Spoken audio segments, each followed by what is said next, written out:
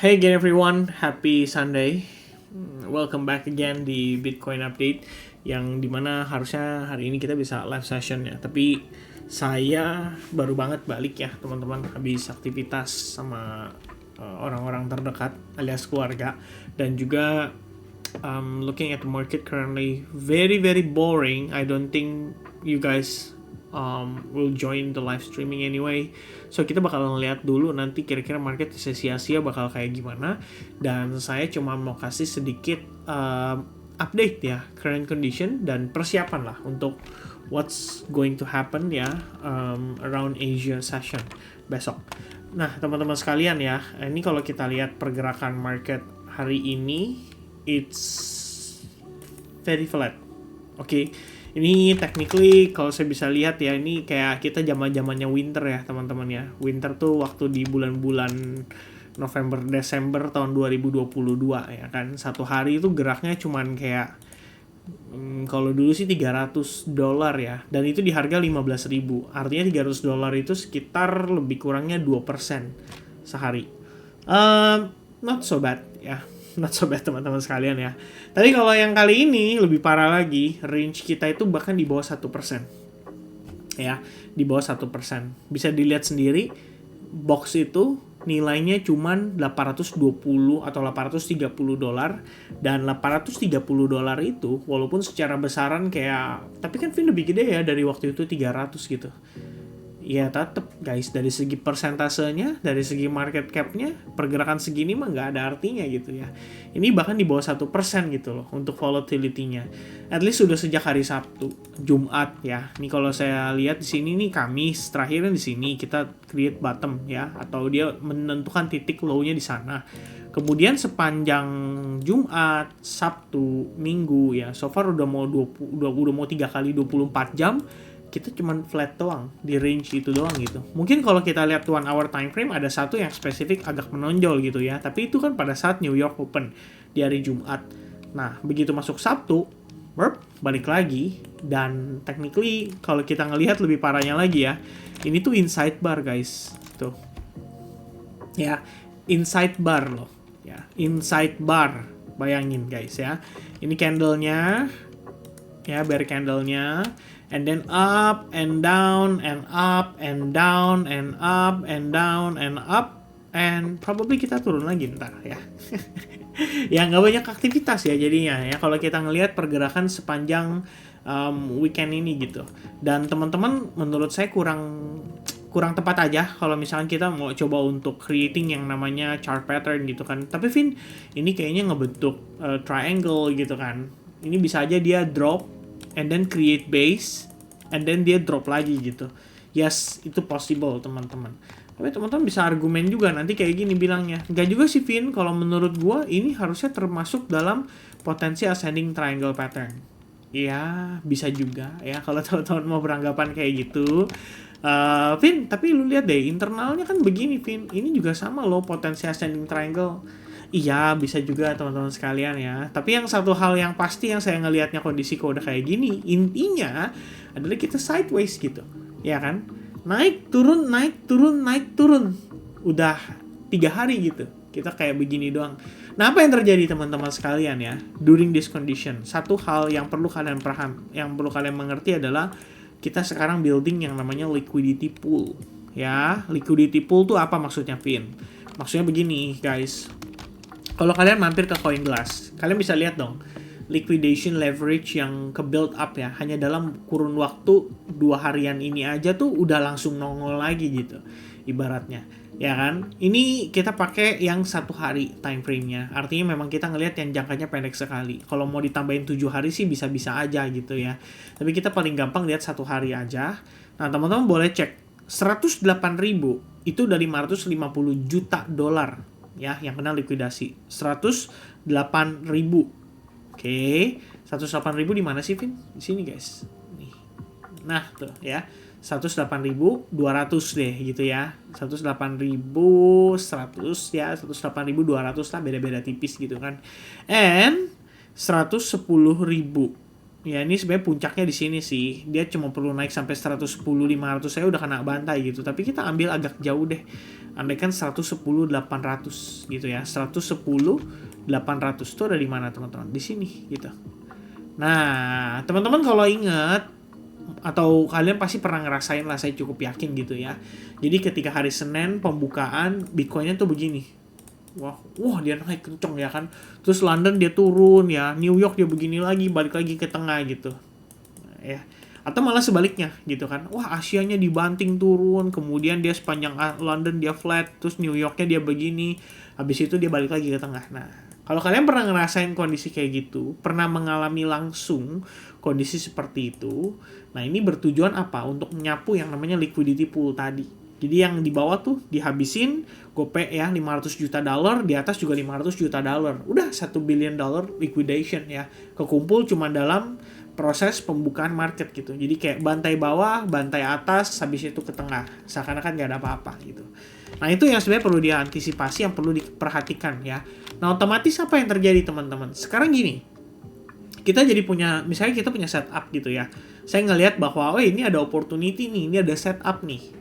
Akhirnya setup itu susah divalidasi. Ya, apalagi kalau teman-teman bukan swing gitu setupnya. Katakanlah setupnya teman-teman tuh lebih kepada scalping gitu kan. Jadi kayak pakai time frame yang kecil, 1 jam, 15 menit, 30 menit, which is stop loss-nya harusnya deket-deket gitu ya. Tadi saya ada iseng ya, saya lihat nih WL5 bagus gitu ya. Ya even though dia katakanlah bisa mantul kayak gini ya, ini running kayak 1R gitu kan. Tetap aja, kita tetap was-was gitu ya. Karena apa? Karena stop loss kita jaraknya deket gitu.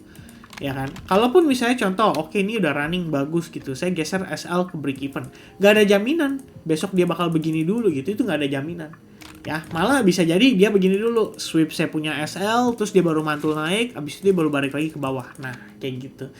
Nah ini susahnya teman-teman, trading di timing yang mungkin kalau kita bisa bilang kondisinya kurang begitu tepat ya. Bukan tepat dalam artian bukan tepat dalam artian kita ngelihatnya ini high volatility, justru low volatility itu nge-trigger potensi orang-orang untuk berspekulasi, dan spekulasi mereka menyebabkan terdapat yang namanya liquidity itu ya. Liquidity itu yang akan disapu dulu ketika marketnya open, dan ini udah terjadi berkali-kali, apalagi kalau Sabtu sama Minggunya flat to the max.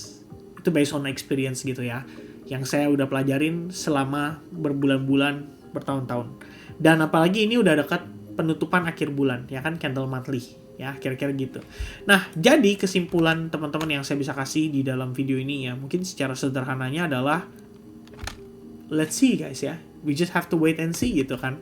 Dan paling suggestion dari saya lebih kepada guys, mendingan kita ngomongin positioning bulan ya, mendingan kita ngomongin positioning buat bulan November, Oktober gitu. Jadi dari sekarang tuh teman-teman udah tahu kayak pas game plan gitu kan ya, kita bakal ngapain gitu. Nah untuk itu mungkin saya pengen ngajak teman-teman sekalian ya, untuk kita do live streaming. Bisa jadi besok, kalau misalkan besok sempat, mungkin sore ya, saya ada janji temu siangnya dengan orang lah ya ya, ketemu sama orang, kemudian ada meeting lah teman-teman sekalian. Terus sore mungkin kalau sempat nih ya, a moment before live session SAG, kita bisa live YouTube dulu gitu. Kalau misalkan nggak memungkinkan, ya udah nggak masalah juga, kita bisa live sama teman-teman di hari Selasa. Jadi bener-bener mendekati penutupan candle bulan September ya. Saya juga curious, kita kira-kira bakal tutup dalam keadaan merah atau enggak nih ya. Kalau misalnya kita bisa tutup dalam keadaan hijau aja, actually saya udah happy-happy aja sih ya gitu. Gak ada masalah teman-teman ya. Kenapa? Karena Agustus waktu tutup bulan tuh kita mulai dengan bulan merah gitu. Nah sekarang September kita mulai dengan bulan hijau, doesn't mean ya it's bad ya kan, malah bagus gitu kan. Ya tapi kadang-kadang psikologi kita kan bisa terbalik ya. Karena kita ngelihatnya, wah harga udah sempat naik tapi akhirnya turun lagi. Kempesnya ini bikin orang jadi tambah males, tambah bete, tambah boring dengan market. Dan itu sangat bisa dimengerti lah istilahnya gitu ya. So, on the weekly perspective, kita akan menemukan Bitcoin benar-benar close seperti yang kita bahas di minggu lalu. Jadi kalau teman-teman ingat, minggu lalu saya udah ngomongin soal power of three ya, soal akumulasi, manipulasi, and distribusi gitu. Dan ternyata terjadi ya di periode minggu ini tuh beneran dia closingnya kayak begitu gitu. Sebenarnya nggak jadi masalah, karena kalau kita lihat di sini Nah ini pantesan nggak keluar ya.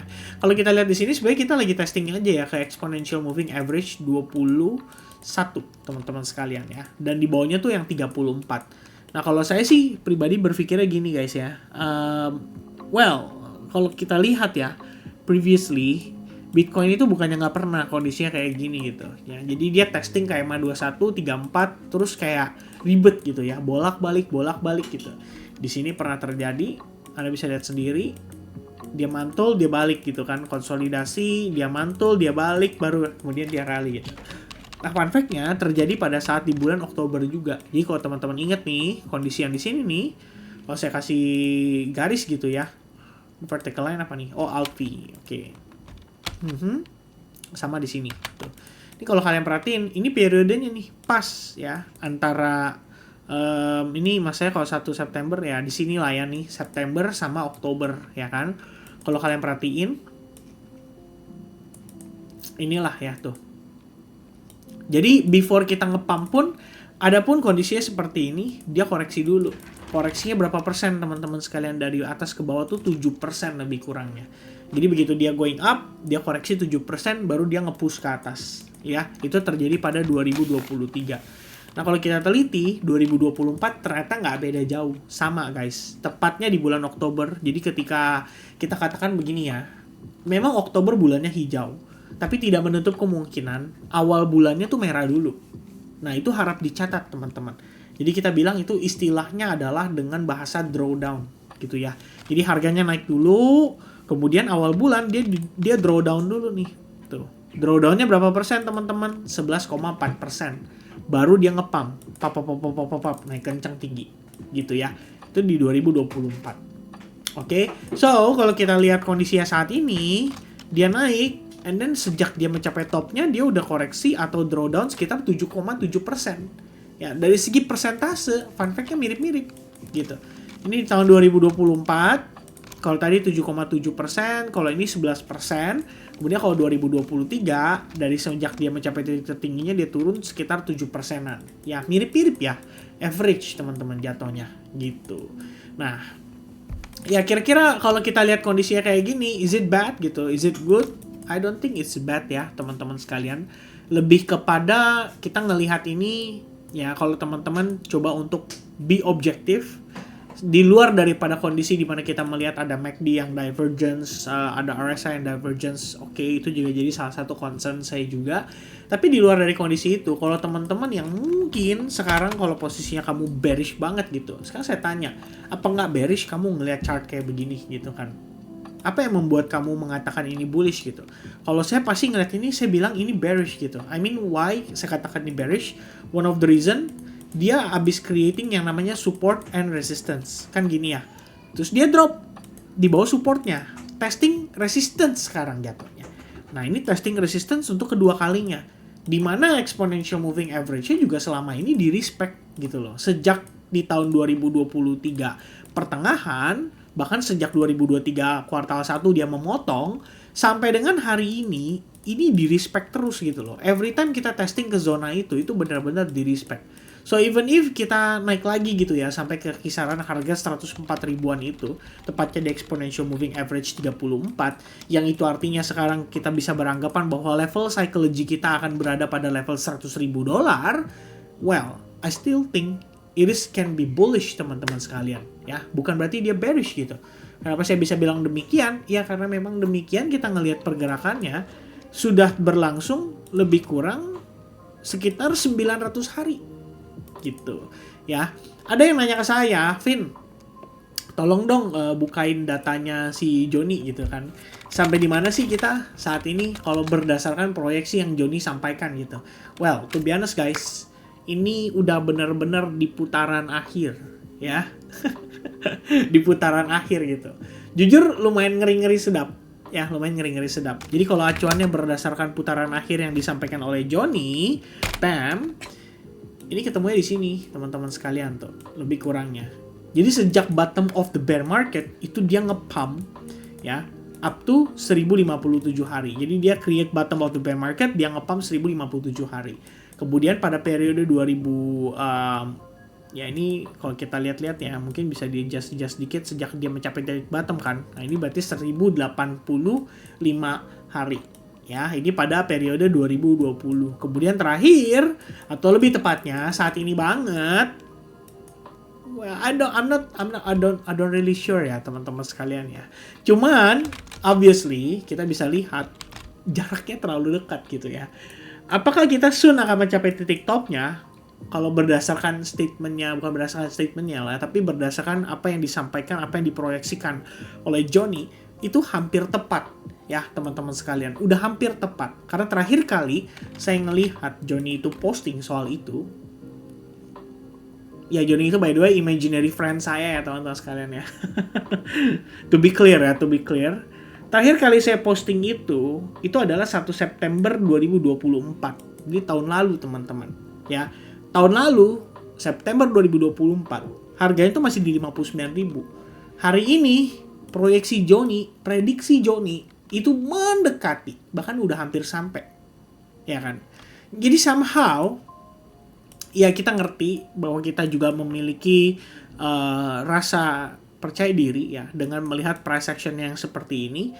But at the same time, kita juga tahu bahwa berdasarkan acuan 4-year cycle, memang kita ini udah di penghujung ya, udah di penghujung acara teman-teman. Bentar lagi udah main event gitu. Ya, dan main eventnya biasanya itu ditandai dengan blow off top bahasanya tuh. Ya, blow off top itu adalah harga bam ngepump pop capai satu titik and then euforia dia drop gitu. Ya, saat ini ada beberapa kondisi yang mungkin belum terlalu mendukung. Seperti misalnya contoh, kalau teman-teman ngecek ya dari sisi Google Trend, Bitcoin itu umumnya mencapai top saat Bitcoin itu menjadi pencarian yang paling banyak ya, yang paling signifikan di Google salah satunya gitu. Jadi kalau teman-teman search exploring yang namanya Bitcoin, jangan lihat Indonesia karena kita bukan cuma marketnya lokal ya, tapi kita berbicara market dunia. Dan kita tarik data sekitar 12 bulan terakhir, so far yang searching malah lagi dalam keadaan terendah. Setidaknya sejak periode 20 Oktober 2024. Bahkan lebih rendah lagi teman-teman. Ya, hari ini kita berada di angka 23. Itu dari segi indeksnya. So, saya personally I'm not really believe ya bahwa this is the end. Karena so far berdasarkan pengalaman yang saya punya, rata-rata endingnya itu selalu berakhir dengan orang-orang over euphoric. Tidak pada saat kapitulasi ya. Jadi kalau kita ngelihat kondisinya sekarang kita kapitulasi di kala market yang sebenarnya hanya dalam keadaan dia cuma koreksi tipis, I think it's very very interesting ya. Bagaimana dengan kondisi seperti ini bisa membuat orang-orang itu kacau balau gitu ya, dalam keadaan merugi yang sangat-sangat signifikan. Most of them bahkan liquidated hanya dalam 5 hari terakhir itu udah mencapai angka yang bombastis gitu. Nah, terakhir saya hitung ulang teman-teman, ya percaya nggak percaya ya, ternyata udah mencapai ya 3 miliar teman-teman sekalian ya. Ini pada 22 September kita udah ngelihat ada revisionnya, itu sekitar 2,9 billion dollar untuk longnya dan shortnya itu 626 juta dolar. Jadi dalam sehari aja itu udah 3,6 miliar dolar sehari. Kalau kita tambahin sama momen yang dia koreksi gelombang kedua 25 September itu 1,1 atau 1,2 miliar dolar. Jadi dalam kurun waktu 5-6 hari terakhir yang kena likuidasi itu udah lebih dari 3, berapa tadi? Saya sampai lupa ya, 3,6 sama 1,2. Lebih dari 4,8 ya. Ya kalau di-combine dengan hari tanggal 23, tanggal 24 yang udah ratusan juta juga, berarti lebih dari 5 billion dollar guys. Ya, lebih dari 5 billion dollars. Ya, 5 billions dollar teman-teman sekalian yang kena likuidasi hanya dalam waktu 5-6 hari terakhir. Well, that's amazing gitu ya. This is not the end sih, personally I think gitu ya, dengan kondisi kayak begini. Karena terlalu singkat ya, pergerakannya terlalu tipis, tapi cukup buat menghajar orang-orang gitu. Dan itu justru ya, kalau kita ngeliat kondisi kayak gini, kenapa saya bilang ini belum endingnya teman-teman sekalian? Karena kalau orang-orang ini kena hajar, ya kan, terus harganya turun atau discount, mereka tuh happy. Ya, Yang bikin mereka sakit hati adalah mereka kena liquid, habis itu harganya naik. Ya, jadi karena mereka nggak sabar, mereka pengen cepet tajir, leveraging, margin besar, and then di wipe out dulu, baru beneran dia naik sesuai ekspektasi mereka, sesuai harapan mereka. Di awal yang mereka berani betting dengan jumlah size yang besar. Setelah mereka lihat itu nanjak, apa nggak pedih ya, apa nggak sakit hati gitu. Itu pandangan saya kayak gitu ya, waktu ngelihat kondisinya kayak gini, dan saya pikir ya this is not the end gitu ya. Apalagi kalau teman-teman cek di hari Jumat, Bitcoinnya inflow kok. Outflow ya teman-teman ya. Saya kemarin lihat di mana ya? Oh, yang ini nih, tanggal 24 September, 241 juta dolar itu ada inflow. Kemudian hari Kamis Jumat negatif lagi, drop lagi ya. Sebenarnya kalau kita ngelihat udah beriringan dengan price action juga ya. Jadi kalau kita ngelihat 25 September dia turun, kemungkinan besar ETF-nya outflow. Tapi kalau misalkan kayak gini nih, dia nanjak, kemungkinan besar ETF-nya inflow. Jadi 25 di sini, 26 di sini, ya kan? Istilahnya koreksi 2 hari berturut-turut. Tapi apakah itu buruk? I don't think so, ya. Bayangin dengan outflow seperti itu aja, dengan angka yang lumayan, 600 juta dolar, nggak mampu bikin Bitcoin itu drop bahkan di bawah level key support resistance-nya. Dan key support resistance-nya itu ada di sekitaran 107.700 harusnya ya. Karena merupakan low di awal bulan September ini. Ini yang saya kemarin tandain tuh ya. Jadi kalau mau dilihat ini zona atau level yang kita perhatiin. Kenapa? Karena di sini harusnya juga ada banyak liquidity ya yang bisa di wipe sehingga market bisa drop kembali lebih rendah hingga testing ke level 103 ribuan something gitu. Jadi balik lagi ke informasi yang tadi, katakanlah dia turun sampai 104 ribu juga, saya pikir ini juga merupakan testing ke exponential moving average 34. And it still can be a bullish sign ya, karena market bisa aja nemuin titik support levelnya di level atau di area tersebut. Ya, itu teman-teman sekalian ya. Saya terus terang aja kalau saya ngomong kayak gini mungkin nanti terkesannya jadi kayak nge-bias gitu ya. Jadi kayak kesannya tuh saya memberikan harapan kepada teman-teman bahwa si harga tuh masih bisa naik, masih bisa begini, masih bisa begitu gitu kan. Padahal kenyataannya ya tetap kita dari sisi manapun harus ada penilaian dari segi resikonya. Dan kalau buat saya pribadi, penilaian dari segi resikonya itu ya memang kita udah tahu ya dari segi waktu, dari segi 4-year cycle punya data, memang kita udah nggak akan lama lagi gitu rally-nya gitu. Makanya bisa diharapkan adalah di Oktober, November, Desember kalau memang 3 bulan berturut-turut bisa kasih rally yang signifikan, itu udah lebih dari cukup. Dan teman-teman udah harus tinggal pikirin aja how you guys gonna exit the game gitu ya. Gimana kira-kira teman-teman mempersiapkan exit plan-nya. Itu mungkin pesan dari saya untuk penutup di video ini. Dan guys, just to give you guys a quick conclusion, personally I'm still bullish ya. Bullishnya juga dalam konteks jangan dilihat dari short term ya, tapi kita ngelihat dari mid term atau kita bicara dari segi gambaran time frame besar. Sementara untuk internalnya sendiri, menurut saya dengan konsolidasi kayak gini, dia creating liquidity pool yang sangat memungkinkan membuat Bitcoin itu mengalami manipulasi-manipulasi during market open besok. Ya, jadi pesan saya lebih ke berhati-hati, jangan terlalu over spekulasi, jangan open terlalu banyak posisi ketika Anda hendak ngebawa posisi tersebut sampai ke hari besok. Gitu kira-kira kalau pesan dari saya. Oke, so guys, kita ketemu lagi di live streaming di antara besok atau lusa. Thank you very much guys for watching and see you guys again in the next update. God bless everybody. Happy Sunday, happy Monday, and see you guys again soon. Cheers. Bye-bye guys.